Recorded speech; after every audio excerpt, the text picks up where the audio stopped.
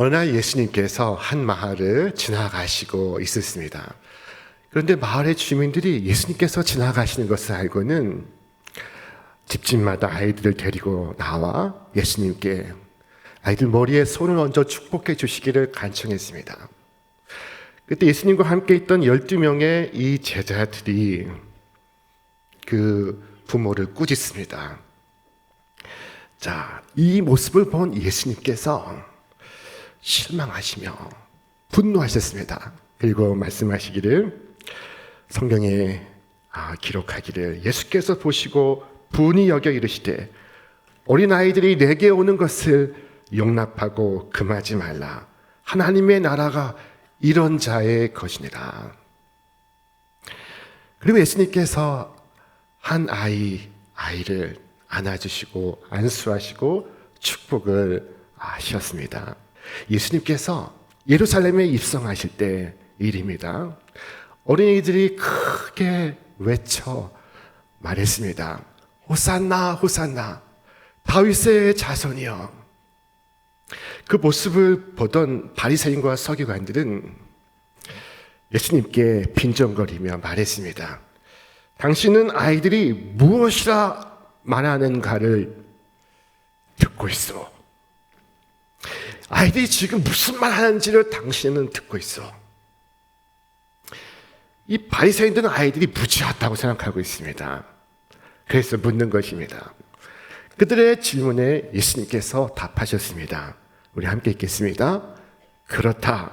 어린아기와 젖먹이들의 입에서 나오는 찬미를 온전하게 하셨나이다 함을 너희가 읽어본 일이 없느냐? 너희가 읽어본 일이 없느냐? 아니요. 그들은 항상 읽고 있습니다. 그들은 성경 읽는 것을 덕행으로 알고 있습니다. 그들은 성경의 문자 하나하나를 붙잡고 매달리는 사람들입니다.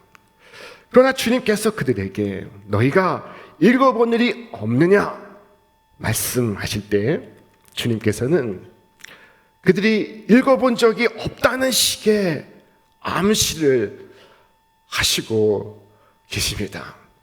참된 의미에서 너희는 성경을 읽어본 적이 없다 말씀하시는 것입니다. 자, 우리 바리새인이 말하듯이 오만부례하게 말하는 것보다는 주여, 주께서 어린이들이 말하시는 것을 들으시는 줄 아나이다. 설령 어른들의 말은 들을지 않으실지라도 아이들의 그 깨끗한 심령에서 나오는 순결한 찬양을 받으시는 줄 아나이다 라고 답할 수 있길 바랍니다. 오늘 이 어린이 주일 맞아서 우리는 어린이에게서 배우기를 원합니다. 천국은 이런 자의 것이니라 말씀하셨습니다. 여러분, 먼저 아이들이 회개하는 모습을 한번 보십시오. 시대는 지났어도 오늘도 여전히 아이들이 집회에서 뜸벌 울리며 회개합니다. 2박 3일 여름 수련회 하는 동안 아이들이 자신의 죄를 각성하고 훌쩍거리며 우는 것을 본 적이 있으십니까? 흉포한 죄는 그 이름조차도 알지 못하는 아이들이, 천진난만한 이 아이들이 마치 위로받을 수 없을 것처럼 울며 회개합니다. 자, 부모에게 불순종한 그 경미한 행동들, 형제들과 욕심으로 다투었던 일들, 그리고 다른 어떤 실수를 생각하며 그들은 눈물을 흘리고 있습니다. 마음이 터질 것처럼 울고 있습니다. 어리석은 사람들은 그 모습을 보며 아이에게 말합니다. 얘야, 큰 죄가 아니다. 그렇게 괴로워하지 마라. 너는 그처럼 나쁜 사람이 아니야. 자, 그러나 아이는 더 잘 알고 있습니다. 무엇을 알고 있을까요? 자, 성령의 빛을 받은 아이는 자신이 죄인이라는 것을 알고 있습니다. 깨어난 양심은 죄를 밝히고 있습니다. 자, 아이들은 자신이 주님을 자각하고 고백하고 있는 것입니다. 아이들의 믿음은 종종 어른들의 믿음보다 훨씬 더 단순하고 그리고 깨끗합니다. 그들은 하나님의 말씀을 있는 그대로 받아들입니다. 아이들은 말씀을 곧이곧대로 받아들입니다. 진실하게 받아들입니다. 아이에게서 의심하는 불신앙은 찾기 어렵습니다. 자, 아이에게 구주 예수의 이야기를 들려주시기 바랍니다. 아이들은 진실하게 들을 것입니다. 어떤 사람들은 자기가 읽은 불신앙적이고 불경건한 모든 것을 가지고 하나님 말씀 앞에 나옵니다. 어떤 사람은 자신의 의를 가지고 하나님 말씀 앞에 서기도 합니다. 자, 그러나 아이들은 그리스도 예수 안에 있는 하나님의 사랑의 이야기 들을 때 아무 편견 없이 받아들입니다. 아이들은 그 무지함으로 말미암아 축복을 받습니다. 아이들은 겸손함으로 말미암아 은혜를 입습니다. 천국은 바로 그들의 것입니다. 참으로 어린이들은 어른들에게 어떻게 믿는가를 보여주고 있습니다. 어느 시골에 오랫동안 비가 내리지 않아서 마을 사람들이 예배당에 모여 정한 날 정한 시각에 기도회를 갖기로 했습니다. 자, 그리고 마을 주민들이 예배당에 모여서 하나님께 비를 내리게 해달라고 간절히 기도했습니다. 몇 시간 동안 간절한 기도가 끝나자 하늘에서 소낙비가 내리기 시작했습니다. 모두가 기뻐했습니다. 제각기 이제 집으로 돌아가기 위해 일어났습니다. 근데 그 많은 사람 중에서 우산을 가져온 이는 하나도 없습니다. 모두 현관에 서서 쏟아지는 비를 구경하고 있습니다. 자, 그런데 이 어른들 틈에서 한 아이가 자기의 우산을 들고 나옵니다. 여러분, 이 기도회는 비를 내려 주십사 구하는 기도의 자리입니다. 우리는 기도합니다. 그리고 우산을 가져오지 않습니다. 아이는 기도합니다. 그러나 우산을 아이들은 가져오고 있습니다. 아이들의 믿음은 어른을 부끄럽게 하기에 충분한 것입니다. 오늘도 어른들은 아이들에게서 배울 수 있습니다. 아이들은 사랑에 있어서도 어른들에게 본이 되고 있습니다. 어린아이들은 전적으로 부모를 의지하고 사랑합니다. 엄마의 무릎에 오르려는 이 아이를 보십시오. 엄마가 귀찮다고 내쳐도 아이는 징징 울면서 엄마 품으로 파고듭니다. 엄마가 자기를 사랑해 줄 줄 믿고 있습니다. 이래도 사랑하고 저래도 사랑하고 아이는 한결같이 엄마를 사랑합니다.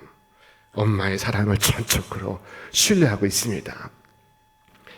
여러분, 어른들은 하나님이 필요 없는 존재로 살기 위해 지금도 노력하고 있습니다.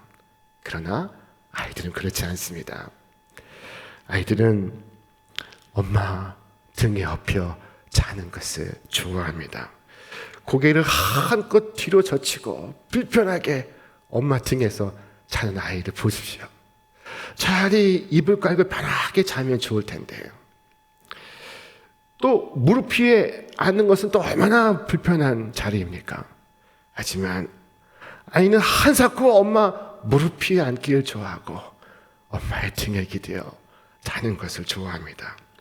이것이 어린 아기의 사랑입니다. 주님께서는 한 번도 어린아이에게 네가 나를 사랑하느냐 묻지 않으셨습니다. 베드로에게는 물으셨습니다. 베드로에게는 물으실 이유가 있었습니다. 그러나 어린아이에게는 한 번도 묻지 않으셨습니다. 아이의 사랑은 순전한 사랑이기 까닭입니다.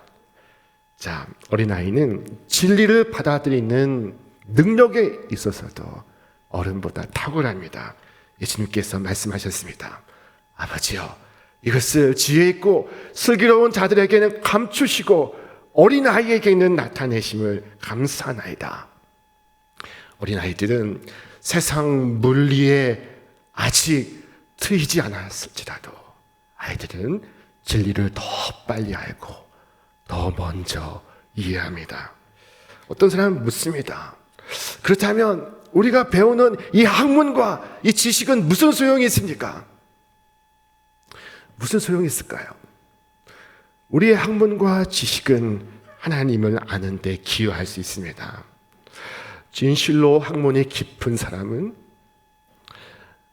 하나님을 더 깊이 알아갑니다. 어설프게 아는 사람이 학식을 배워서 그것을 자랑하는 것입니다. 그러나 하나님께서 그의 학식을 성결하게 하신다면 그는 그의 학식을 통해서 점점 더 어린아이처럼 될 것입니다. 하나님의 나라에서 큰 사람은 점점 더 어린아이와 같이 될 것입니다. 크면 클수록 그는 더욱더 어린아이처럼 될 것입니다. 여러분, 이 자연과학에서 위대한 공적을 남긴 아이작 뉴턴이 있습니다. 여러분, 그가 했던 말을 기억하십니까? 그는 이렇게 말했습니다. 나는 아름다운 조개를 찾으며 해변을 즐겁게 거닐고 있는 소년과 같습니다. 내 눈앞에 있는 미지의 진리가 가득한 바다가 펼쳐져 있습니다. 나는 이 진리가 가득한 거대한 바다를 거닐며 노는 아이와 같습니다. 이 뉴턴은 하나님의 창조 세계를 거닐며 그 해변가 작은 구석에서 조개 줍는 아이와 같다고 말하고 있는 것입니다. 여러분, 놀라운 사실은 오랫동안 바르고 진실하게 신실하게 신앙생활을 해오신 분들일수록 점점 더 어린아이와 같아진다는 것입니다. 연세가 많아져도 점점 더 어린아이와 같아집니다. 여러분, 소년이 어른 흉내를 내는 것이 성화가 아닙니다. 그것은 타락입니다. 여러분, 하나님께서 어린아이를 거룩하게 하셔서 어른으로 만드시는 것이 아닙니다. 주님께서 오히려 말씀하십니다. 어린아이가 어른처럼 되기 전까지는 내게로 나와서는 안 된다고 말하지 말아라. 도리어 너희들이 어린아이처럼 되기 전까지는 내게 나올 수 없다는 사실을 알아라. 어린아이가 너희와 같지 않다는 것이 문제가 아니라 너희가 어린아이와 같지 않다는데 문제가 있다.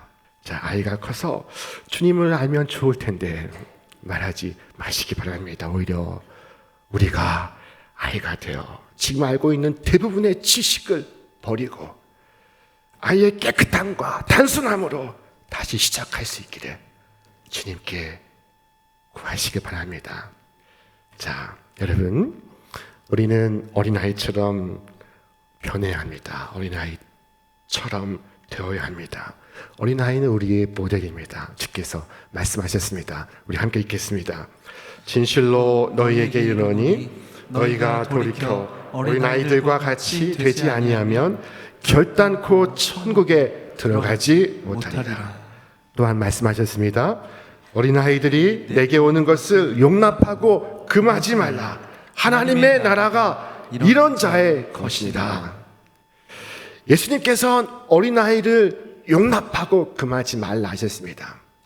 몇 명을 용납하고 몇 명을 받으라 말씀하신 것이 아닙니다. 아예 하나님의 나라는 이런 자의 것이니라 말씀하시고 있습니다. 여러분, 아이는 어른들의 훌륭한 복음 전도자이기도 합니다. 언젠가 서울의 초등학교 글짓기 대회에서 1등을 한 용욱이라는 어린이의 글이 있습니다. 이 글은 1991년 최초로 게재가 되었습니다. 지금부터 35년 전에 쓰여진 글입니다. 사랑하는 예수님, 안녕하세요. 저는 구로동에 사는 용욱이에요. 우리는 벌집에 살고 있어요. 벌집이 무엇인지 예수님은 잘 아시죠? 한 울타리 안에 55가구가 살고 있는데요. 1, 2, 3 번호가 써 있어요. 우리 집은 32호예요. 화장실은 동네 공중변소로 쓰는데 아침에는 줄을 길게 서서 기다려야 해요. 이렇게 글이 시작이 됩니다. 이 용욱이는 할머니가 있고 엄마가 있고 동생 용숙이가 있습니다. 자, 우리 방은 할머니 말씀대로 라면 박스만 해서 네 식구가 다 같이 잘 수가 없어요. 그래서 엄마는 구로 이동에 있는 술집에서 주무시고 새벽에 오세요. 할머니는 운이 좋아서 한 달에 2번 추로 사업에 가서 일을 하시고 있어요.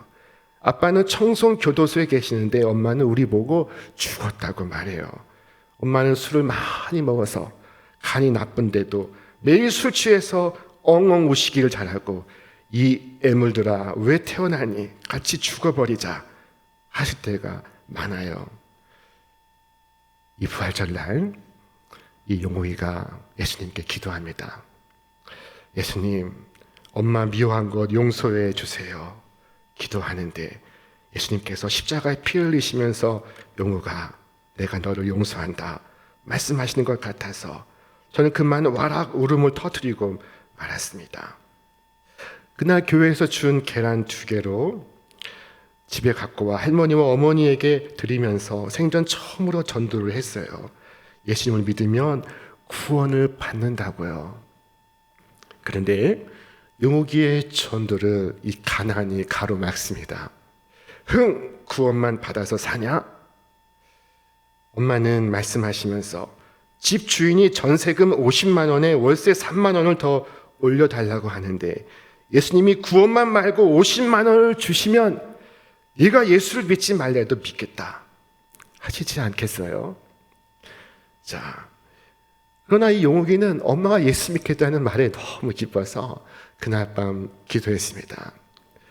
자, 그런데 마침 어린이날 글짓기 대회가 덕수궁에 열리는데 학교 선생님이 이 용욱이를 반 대표로 보냈습니다. 자, 그리고 이 용욱이가 글을 썼습니다. 저는 옛날을 그리워하면서 지금은 청송에 가 계신 아버지와 서초동에서 꽃가게를 하며 행복하게 살던 때를 이야기했어요. 청송에 계신 아버지도 어린이날에는 그때를 분명히 생각하실 테니 그날만은 엄마도 술 취하지 마시고 울지도 마시고 그때를 생각해 주신다면 5월은 진짜 내 세상이 될 것 같다고 썼어요. 용욱이가 이 대회에서 1등을 합니다. 자, 예수님, 제가 그날 1등상을 타고 얼마나 기뻤는지 아시죠? 그날 엄마는 너무 몸이 아파서 술도 못 드시고 울지도 못했어요. 그런데 그날 저녁에 뜻밖의 손님이 찾아왔습니다. 그는 이 대회 심사위원장인 동화 작가 할아버지였습니다. 자, 할머니는 대접할 것이 없다고 급히 동네 구멍가게에 가서 사이다 한 병을 사옵니다. 할아버지는 엄마에게 똑똑한 아들을 두셨으니 힘을 내라고 위로해 주셨어요. 그리고 직접 쓴 동화책 5권을 놓고 가셨어요. 저는 밤늦게까지 할아버지가 주신 동화책을 읽다가 깜짝 놀랐어요. 책 갈피에서 흰 봉투가 떨어지는 것이 아니겠어요? 펴보니 처음 보는 50만 원짜리 수표였어요. 그리고 신기한 일이 주일에 벌어졌습니다. 엄마가 주일 아침 교회 가시겠다고 옷을 입으시는 것입니다. 자, 엄마가 교회 가셔서 얼마나 오셨는지 눈이 불어서 집에 오셨어요. 엄마가 오셨길래 또 같이 죽자고 하시는 게 아닐까 덜컥 겁이 났는데 용우가 할아버지께 얼른 편지를 써라. 엄마는 안 죽고 살아서 이 전세금을 꼭 갚아드리겠다고. 난 못 죽어 인제. 이 글의 제목이 난 못 죽어 인제입니다. 자, 엄마가 안 죽겠다는 마음을 먹으신 게 저는 너무나 기뻐서 야호라고 소리를 지를 뻔했어요. 고마우신 예수님, 참 좋으신 예수님, 감사합니다. 할아버지께서 사랑으로 주신 수표는 이 다음에 커서 꼭 갚아드리고 싶어요. 예수님, 너무 좋으신 예수님, 이 세상 최고의 예수님, 예수님은 영호이가 찬양합니다. 사랑합니다. 자, 아이는 훌륭한 전도자입니다. 아이가 믿지 아니하는 엄마를 위해 기도하고 있습니다. 믿지 않는 아빠를 위해 기도하고 있습니다. 하나님, 엄마를 구원해 주세요. 아빠를 구원해 주세요. 아이가 부모를 주님께로 인도하고 있습니다. 아이는 어른의 스승입니다. 자, 여러분, 예수님께서 우리가 사는 마을에 찾아오셨습니다. 자, 그 예수님에게 보이기 위하여 저마다 아이들을 데리고 나왔습니다. 참된 교육이 바로 여기 있습니다. 부모의 교육은 아무리 훌륭해도 임시적인 것입니다. 눈 깜짝할 사이에 아이가 부모를 떠나고 부모도 아이를 떠나게 될 것입니다. 부모의 교육은 절대적일 수 없습니다. 영원한 스승은 예수님 한 분뿐입니다. 하나님 말씀밖에 없습니다. 그러므로 아이를 예수님께로 데려오는 것, 여기에 참된 교육이 있고 참된 가정이 있습니다. 여기에 참된 축복이 있습니다. 자, 아무리 부모로서 책임을 다했다 할지라도, 학교를 보내고 학원을 보냈다 할지라도 이 신앙을 유산으로 남기지 못하는 것은 여러분 제일 큰 실패를 하는 것입니다. 여러분, 성경은 우리에게 당부하고 있습니다. 우리 말씀 같이 읽겠습니다. 오직 주의 교훈과 훈계로 양육하라. 오직 주의 교훈과 훈계로 양육하시길 바랍니다. 여기 주일학교 선생님이 계십니까? 여러분, 너무도 복된 일을 하시고 있습니다. 여러분이 하시는 일을 인하여 축하를 드립니다. 이 일은 쉽지 않습니다. 어려운 일입니다. 한 주간 바쁘게 지내고 그리고 쉬지 못하고 주일에 아이들 앞에 서는 것입니다. 때로 몸이 아파도 쉴 수 없습니다. 자, 아이들은 항상 소원하는 만큼 그렇게 행동하지 않습니다. 그러나 아이를 위하여 기도하며 주께서 맡기신 교육을 포기하지 마시길 바랍니다. 자, 어떤 분은 묻습니다. 목사님, 저는 20년 교사했습니다. 할 만큼 충분히 했습니다. 그렇습니까? 하나님께서 너희에게 내가 할 만큼 다 했다고 당신의 축복하시는 손을 거두시면 여러분은 어떻게 되겠습니까? 예수님께서 가룟 유다나 빌라도에게 내 양을 먹이라 말씀하신 것이 아닙니다. 베드로 같은 여러분에게 내 양을 먹이라 말씀하신 것입니다. 자, 왜냐하면 여러분은 주여 주께서 아시오니 모든 것을 아시나이다. 내가 주님을 사랑하는 줄 주께서 아시나이다. 고백하였기 때문입니다.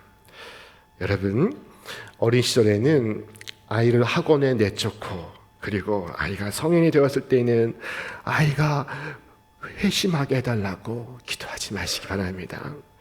자, 어린 아기로 있을 때 주께로 인도하시기 바랍니다. 아직 어린 아이로 있을 때 주님의 집에서 가장 어린 시절을 보낼 수 있도록 하시길 바랍니다. 천국은 어린아이가 들어갈 수 있는 곳입니다. 오늘 어린이 주일 주님 앞에 나온 우리 모든 분들마다 주님께서 다시 어린아이와 같이 되돌아가는 은혜를 베푸시사 주께서 안아주시고 축복하시고 여러분의 심령에 하나님의 의와 평강으로 충만히 채워주시기를 주님의 이름으로 축원합니다. 축원합니다.